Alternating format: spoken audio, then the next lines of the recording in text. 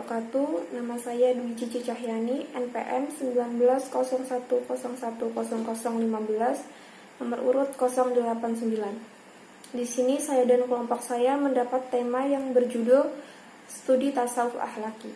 Saya akan menjelaskan pengertian tasawuf akhlaki. Dari segi bahasa, terdapat sejumlah kata atau istilah yang berhubungan dengan tasawuf, yaitu al-sufah, artinya orang yang ikut pindah dengan Nabi dari Mekah ke Madinah. Saf artinya barisan, sufi artinya suci, saufana artinya sebangsa buah-buahan kecil yang berbulu yang banyak sekali tumbuh di padang pasir di tanah Arab. Dan yang terakhir, suf artinya kain wol.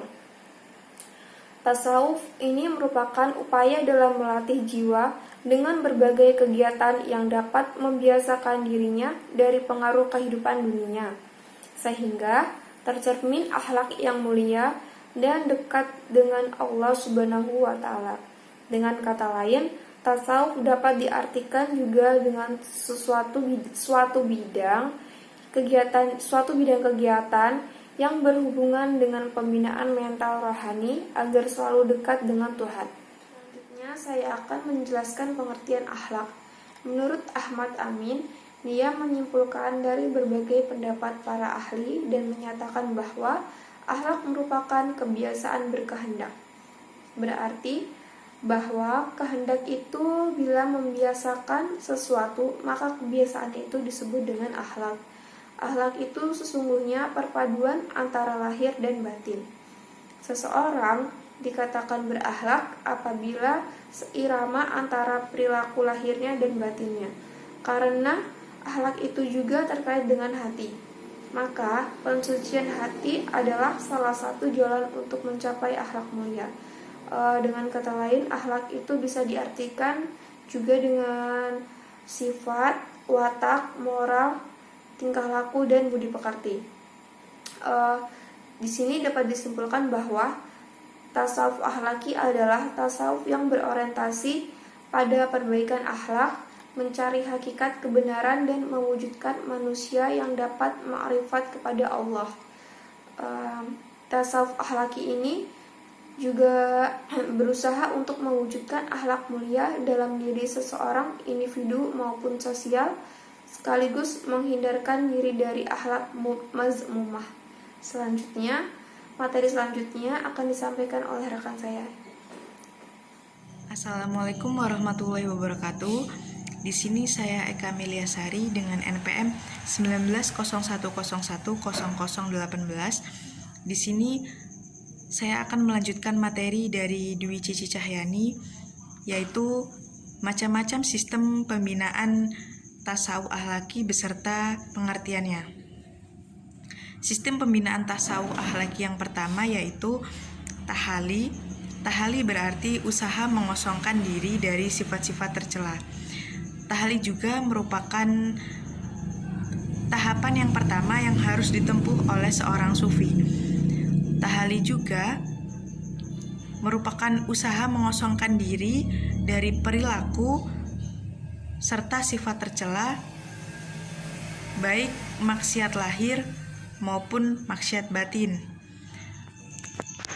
Dasar tahali terdapat pada Quran surat Asy-Syams ayat 9 dan 10, yang artinya, sesungguhnya beruntunglah orang yang mensucikan jiwa itu, dan sesungguhnya merugilah orang yang mengotorinya. Sistem pembinaan tasawuf akhlaki yang kedua adalah tahali. Tahali sendiri merupakan usaha menghiasi diri dengan akhlak terpuji. Tahali ini dilakukan setelah upaya mengosongkan diri dari perbuatan tercela. Tahali sendiri dapat dilakukan dengan cara membiasakan diri dengan perbuatan terpuji. Dasar tahali terdapat pada Quran surat An-Nahl ayat 90, yang artinya, sesungguhnya Allah menyuruh kamu berlaku adil dan berbuat kebajikan, memberi kepada kaum kerabat, dan Allah Subhanahu wa Ta'ala melarang perbuatan keji, kemungkaran, dan permusuhan. Dia memberi pengajaran kepadamu agar kamu dapat mengambil pelajaran. Dan sistem pembinaan tasawuf akhlaki yang terakhir yaitu tajalli. Tajalli merupakan hilangnya hijab atau penutup dari sifat-sifat kemanusiaan. Jelasnya nur atau cahaya yang sebelumnya gaib dan musnah segala sesuatu ketika tampaknya wajah Allah Subhanahu wa taala. Kata tajalli bermakna terungkapnya nur gaib. Dasar tajalli terdapat pada Quran surat An-Nur ayat 35 yang artinya Allah pemberi cahaya kepada langit dan bumi.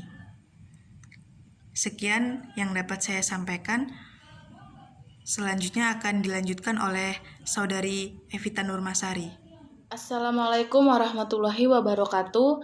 Nama saya Evita Nurmasari, NPM 1901012012. Di sini saya akan menjelaskan materi tentang karakteristik tasawuf akhlaki. Jadi sebelumnya tadi udah dijelaskan pengertian tasawuf itu sendiri apa. Dan di sini saya akan menjelaskan apa saja karakteristik tasawuf akhlaki. Sebelum saya masuk ke topik pembahasan, saya akan menjelaskan terlebih dahulu apa itu karakter. Jadi, karakter yaitu secara etimologis artinya tabiat, akhlak atau watak, kebiasaan atau bisa juga budi pekerti. Dan selain itu, adapun pengertian dari akhlak yaitu tingkah laku, sifat atau kebiasaan pribadi yang biasa dilakukan. Nah, karakteristik karakter dan akhlak ini sendiri erat kaitannya dan tidak dapat dipisahkan. Begitupun dengan tasawuf itu sendiri.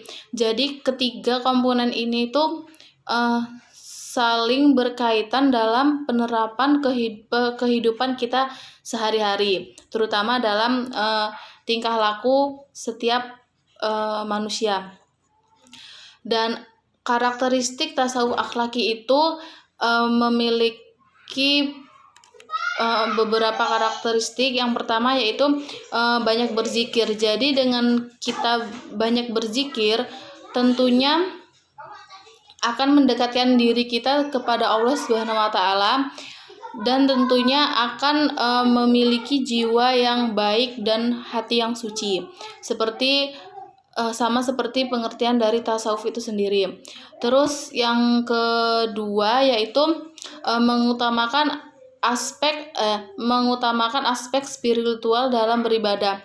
Maksudnya yaitu menomorsatukan ibadah dalam segala hal.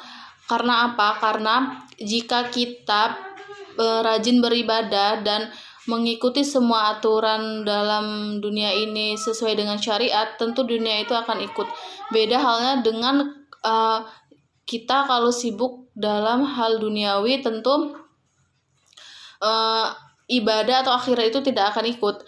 Nah, terus yang selanjutnya yaitu bersikap tawaduk dan pengendalian diri. Maksudnya bersikap tawaduk yaitu tidak sombong, rendah hati, dan tidak angkuh. Yaitu berorientasi ekstakologis. Dan yang terakhir yaitu hidup sederhana. Jadi orang yang memiliki akhlak atau kepribadian yang baik, terus tidak sibuk dengan duniawi, tidak disibukkan dengan duniawi, tentunya dia akan selalu bersyukur atas apa yang diberi Allah, dan tentunya dia akan hidup dengan apa adanya, dengan sederhana, sangat sederhana, dan tidak berlebih-lebihan. Mungkin itu saja penjelasan dari saya. Yang selanjutnya akan dilanjutkan oleh Baik, nama saya Fenty Amelia Puspitasari, NPM 19010022. Di sini saya akan melanjutkan materi tentang studi tasawuf akhlaki, tokoh-tokohnya dan beserta ajarannya. Jadi yang pertama itu tokohnya ada Hasan Al-Basri.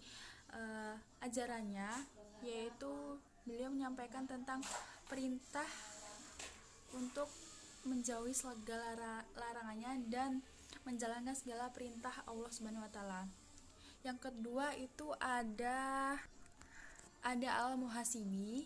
Al-Muhasibi menyampaikan tentang ajarannya, yaitu tentang beliau harus di bawah Al-Quran, maksudnya di bawah bimbingan Al-Quran. Jadi apapun yang dilakukan, apapun kehidupannya harus didasari dan di bawah Al-Quran, dan di bawah bimbingan Al-Quran, hukum-hukumnya. Dan yang ketiga, Al-Qushairi ini menyampaikan ajarannya yaitu berdasarkan doktrin Ahlussunnah wal Jamaah. Jadi apapun ajarannya itu menurut doktrin Ahlussunnah wal Jamaah, disahkan oleh Ahlussunnah wal Jamaah. Beliau menyampaikan bahwa apapun yang dilakukan, apapun perintahnya itu harus menurut Ahlussunnah wal Jamaah. Yang terakhir atau yang keempat itu ada Al-Ghazali. Al-Ghazali ini menyampaikan tentang ajarannya, yaitu tentang bagaimana tentang perilaku atau tingkah laku yang di situ harus didasarkan Al-Quran hadis dan ajaran Nabi Muhammad SAW. Jadi apapun yang dilakukan atau tingkah laku, berbicara atau apapun itu harus didasari dengan Al-Quran hadis. Hukum-hukumnya ada di Al-Quran hadis dan perilakunya harus menurut ajaran Nabi Muhammad SAW. Baik, cukup sekian dari saya. Kurang lebihnya kami mohon maaf. Wassalamualaikum warahmatullahi wabarakatuh.